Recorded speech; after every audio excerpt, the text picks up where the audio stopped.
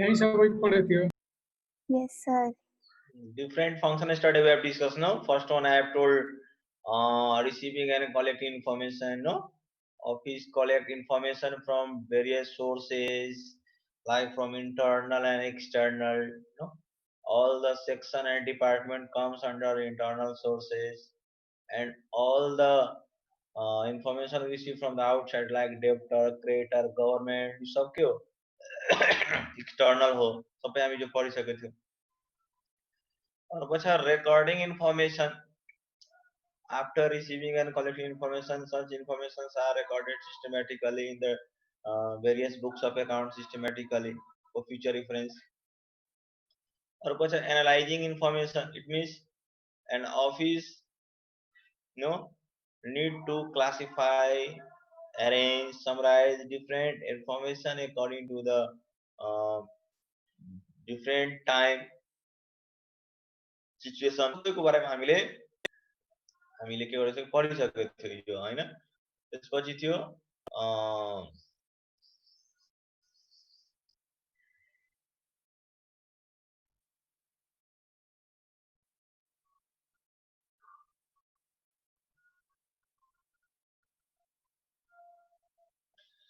त्यसपछि थियो managerial function। मैले भनेको the top level function are called the managerial functions, like administrative function also, they are planning, policy making, decision making, सबै हामी study हामी पढिसक्यो। Next one HR function थियो। it means HR department is responsible for recruitment, selection and development of the employees. The effective management of human resource leads an organization towards the attainment of the objective। भन्दाखेरि निश्चित उद्देश्यको लागि हैन, यो जति पनि employee सँग रिलेटेड वर्कहरु सबै एचआर डिपार्टमेन्टले राखिरहेको हुन्छ। त्यसलाई कसरी हामी लिड गर्ने, त्यसलाई कसरी हामीले प्रमोसन गर्ने, सिलेक्सन, त्यसको अपॉइन्टमेन्ट, सबै कुराहरुको बारेमा हिजो हामीले पढिसक्यौ। र आजको नेक्स्ट आजको हाम्रो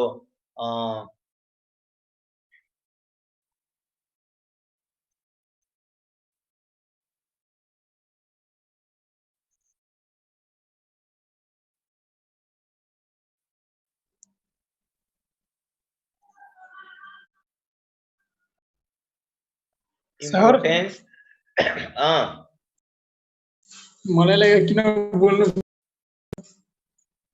अब ये परचेज कंट्रोल पनि मैले बताए। An office need to purchase different types of the assets, either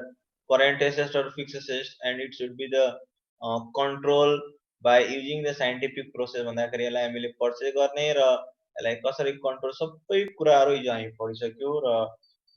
आजको नेक्स्ट टपिक छ इम्पोर्टेन्स अफ। यो पहिला हामी पढि इम्पोर्टेन्स पनि पढिसकेको छु, याद गर त। यसलाई म क्लियरफाई गर्छु। Importance of an office. I have told to you what is the difference between the function and the importance. Importance means advantage, function means its work. What are the function of a student and what are the importance of the student? विद्यार्थी को काम के और विद्यार्थी को महत्व के। If anybody asks you that what are the function of a student, it means students, they perform their daily work or homework, they come on the time school, they make class environment good, they maintain the peaceful environment in the school also, in the home also। ये सब विद्यार्थी को वर्कहरु। जसको importance के हो भन्दाखेरि, if anybody asks you that what is the important, what are the importance of him or the her, भन्दाखेरि some students are more talent,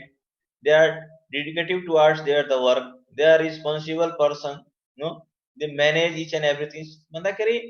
importance function र importance मा धेरै फरक छ। र आज म तिमीलाई इम्पोर्टेन्स पढाउँछु। भन्दाखेरि फर्स्ट वन के दिएछ इम्पोर्टेन्स मा कि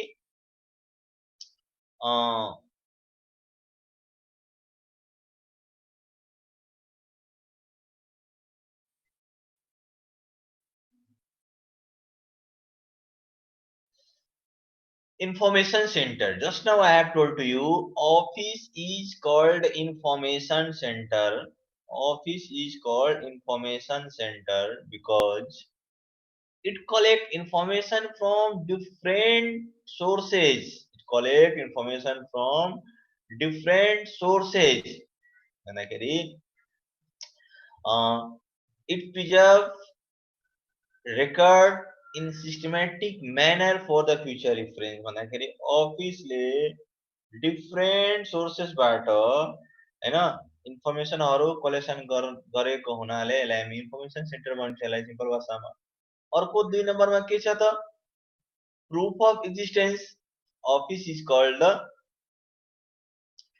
evidence of existence proof of existence पनि भन्छ भन्दाखेरि कि अफिसले यसलाई हामी किन प्रुफ भन्छौं why office is called the हैन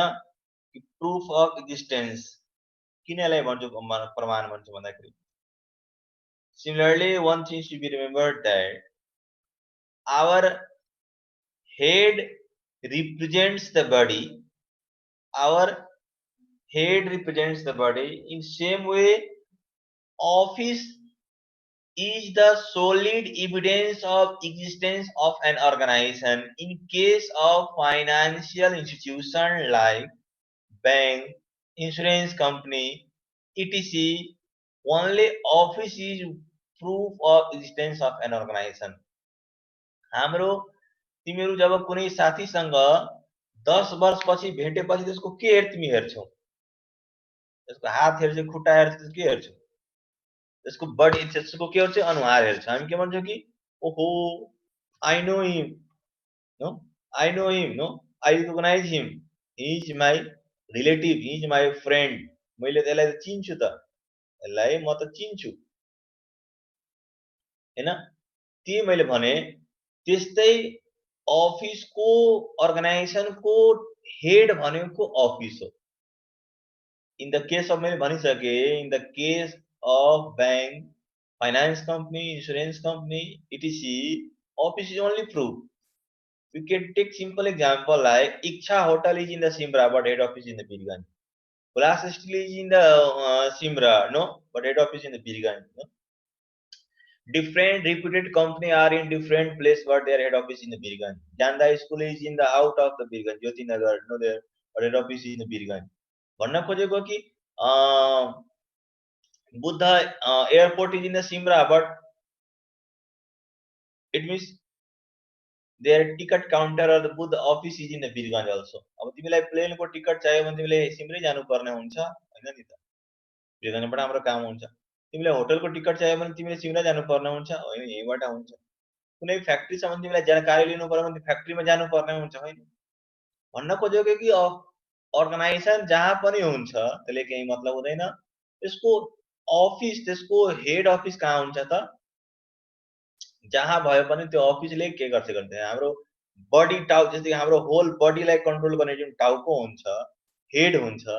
त्यस्तै हामी के बुझ्छौ कि office is the brain of the organisation संस्थाको अफिस भनेको एउटा ब्रेन हो त्यसले डिफरेन्ट तरिकाले हामीलाई हेल्प गरिरहेको हुन्छ हाम्रो बडीको मेन भनेको टाउको हाम्रो हेडले बडीलाई रिप्रेजेन्ट गर्छ भने हैन अफिसले अर्गनाइजेसनलाई रिप्रेजेन्ट गर्छ like similarly you can say head represents the body in same way office represents the organisation भन्दाखेरि हाम्रो बडीलाई चिनाउने काम कसले गर्छ हेडले गर्छ सबैको टाउको काट्दिएपछि चिनाउँछ को हो भनेर त्यस्तै हो हाम्रो अर्गनाइजेसनको हेड भनेको के हो अफिस हो त्यो भन्दै छ okay understood are you getting me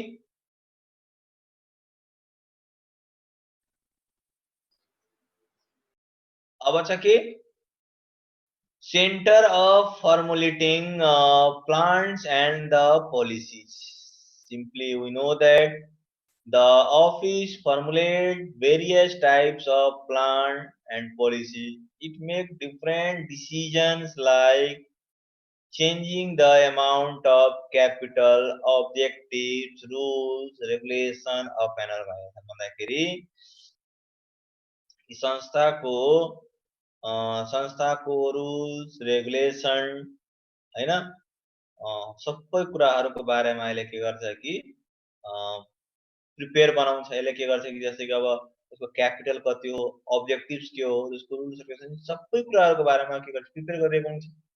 That's why you can say office is also called the planning center of the organization. त्यो बेलालाई अफिसलाई हामी के भन्छौँ त प्लानिङ सेन्टर पनि भन्छौँ हामी यसलाई अफिसलाई इन्फर्मेसन सेन्टर पनि भन्छौँ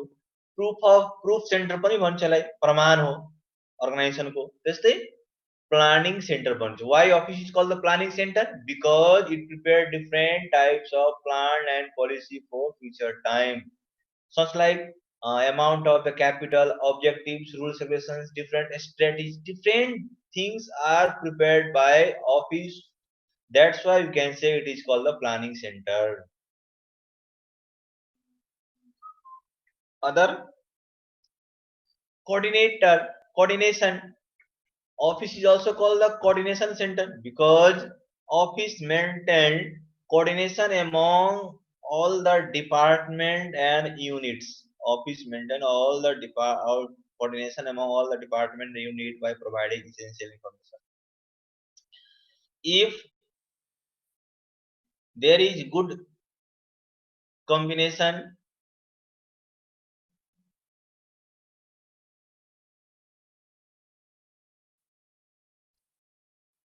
if there is good combination good relation among all the employees then only there is good environment for the working so I'm an example बताउँछु if there are 50 students in your class and no one students are talking to each other कोही student कोहीसँग कुरा गरिरहेको छैन there should be the proper environment to read or teach in the class छ हुन्छ 50 जना विद्यार्थी छ अनि कोहीले कोहीसँग कुरा गर्दैन क्लासमा अनि त्यहाँ पढ्न मन लाग्छ पढाउन मन लाग्दैन सर कस्तो इरिटेट हुन्छ नि कति बेला त्यहाँबाट भागौ हुन्छ नि त मन त्यस्तै यहाँ पनि सेम अफिसमा पनि यस्तै कुरा हुन्छ अब त्यहाँ डिफरेन्ट इम्प्लोइजहरु त्यहाँ काम गरिरहेको हुन्छ डिफरेन्ट स्टाफहरु काम गर्छ र त्यो स्टाफको बीचमा कोअर्डिनेसन भएन भने अफिसले आफ्नो उद्देश्य पूरा गर्न सक्छ कहिले पनि गर्न सक्दैन नि त भन्दाखेरि अफिसको अचिभमेन्ट कति बेला जब पूरा हुन्छ जब सबै इम्प्लोइजले मिलेर काम गरिरहेको हुन्छ if all the employees are running in the same way same path no carrying the same vision then office can only achieve their target जब यसको सबको अलग-अलग भ्यू भयो भने सबको अलग-अलग भ्यू भयो भने कामै हुन सक्दैन त्यही भएर अफिसले हामी के हुन्छ कि सेम भ्यू र सेम टार्गेट अनुसार हामीले काम गर्नुपर्ने हुन्छ हैन जस्तै कुनै कम्पनीमा आएर कि धेरै मेसिनहरु हुन्छ सबै मेसिन एक अर्कासँग रिलेटेड हुन्छ सबै मेसिन एक अर्कासँग रिलेटेड हुन्छ एउटा मेसिनले फास्ट काम गर्यो दुईटाले फास्ट गर्यो र थर्ड वन मेसिनले कामै फास्ट गरेन भने केले अफिसले राम्ररी काम गर्न सकिन्छ त सक्दैन नि गर्न त्यही भएर हामी के भन्छ कि अफिसले कोअर्डिनेसन मिलाउँछ office maintain coordination among all the कसले यस्तो गरिरहेछ यो स्क्रिनमा अफिसले के गर्छ कि स्टाफहरुको बीचमा कोअर्डिनेसन बनाउने काम पनि गरिरहेको हुन्छ त्यो that's why it is called office coordination centre अर्को छ management and control no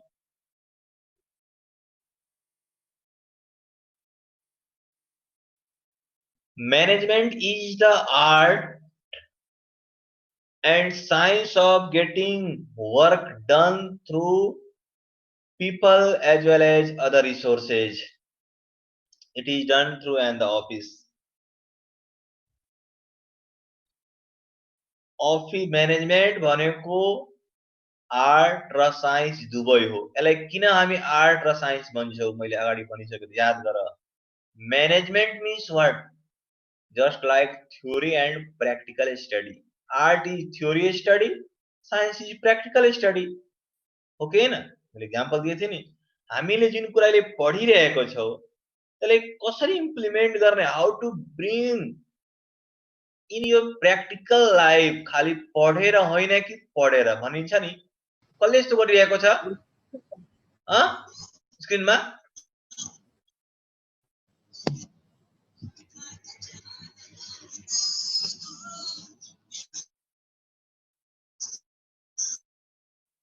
management भनेको दुवै कुरा हो भन्दाखेरि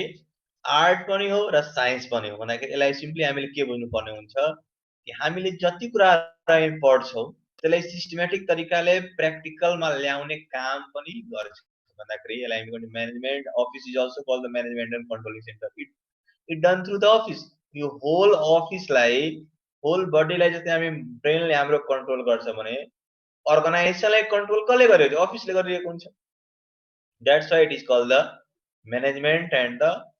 कन्ट्रोल सेन्टर क्यामेरा अन गरेर सबजना management and the control centre of the organisation okay अब अर्को छ अब यहाँ अब यो मेथड अफ द अफिसको बारेमा तिमीलाई म बताउँछु यहाँ हेर अब नेक्स्ट टपिक छ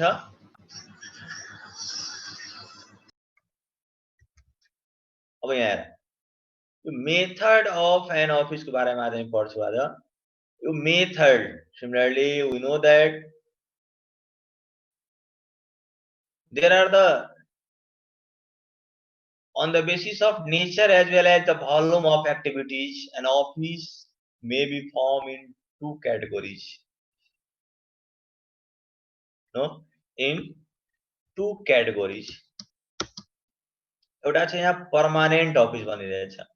or the long term office it means similarly we can say the an office established for long period or for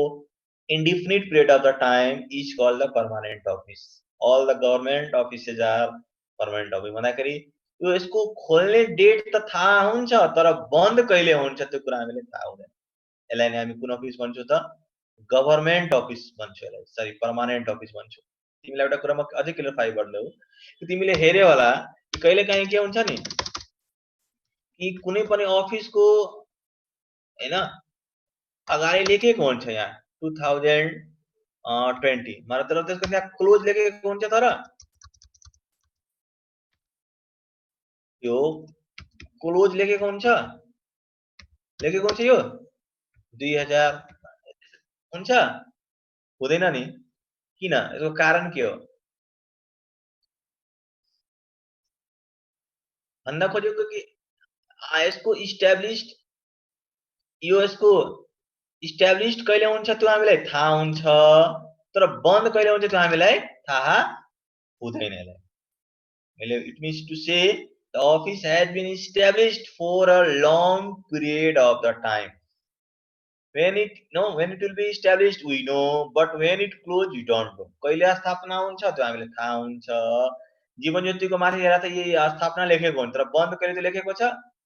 स्कुलको अगाडि छैन नि त किन लेखेको छैन it means we have established but when it is going to close we don't know due to any reason it will close it is other matter but there is no any vision to close after the 5 year or 10 year if date will be fixed then it comes under the short term office date कहिले बन्द हुन्छ त्यो fix भयो भने short term office मा आउँछ date fix छैन भने केमा आउँछ त क्यामेरा अन गर सबजना लङ टर्म मा आउँछ त्यो बुझ्यौ अब अर्को छ तिम्रो अब शॉर्ट टेम्पोररी और शॉर्ट टर्म ऑफिस हुन्छ अब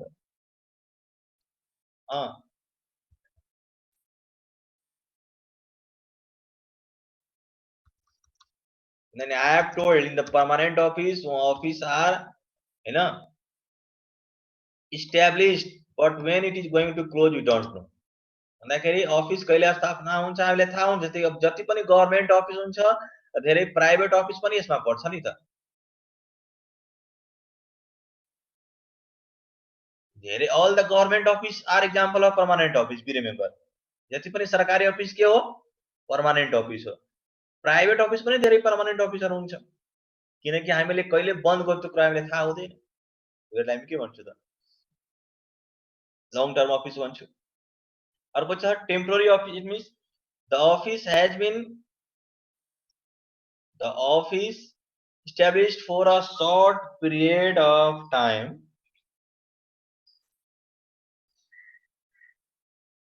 और specific work is called the temporary office भन्दा निश्चित काम र निश्चित उद्देश्यको लागि खोलेको जुन अफिस हुन्छ यसलाई हामी के भन्छ त temporary office after specific work और specific time such office are the close जस्तै तिमीलाई यहाँ एउटा एक्जाम्पल मैले बताए कि यार such office are also established in two category यार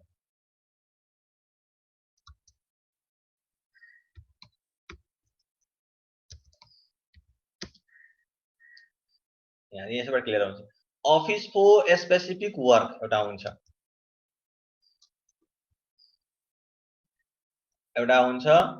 office for specific time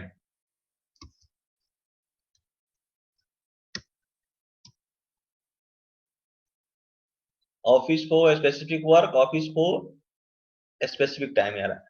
office for specific वर्कमा के हुन्छ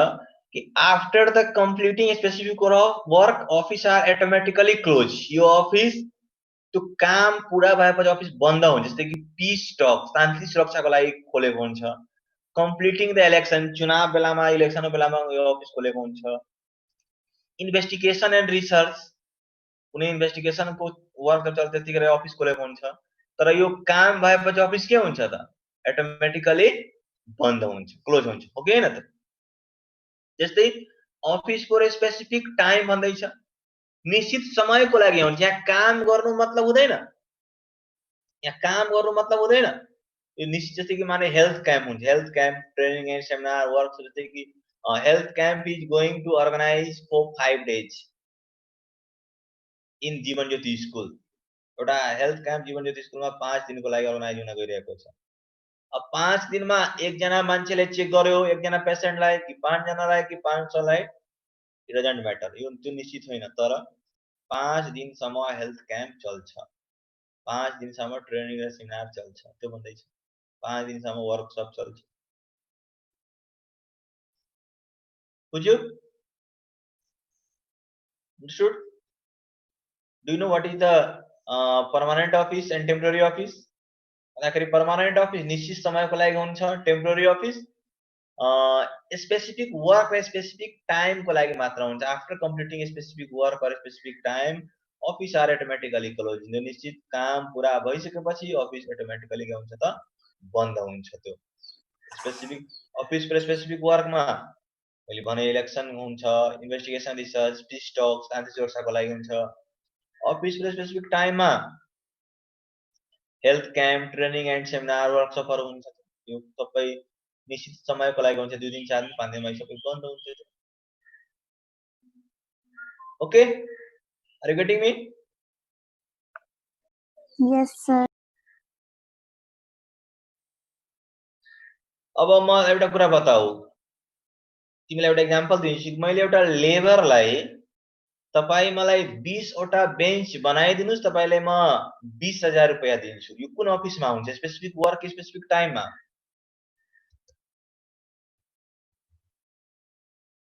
नो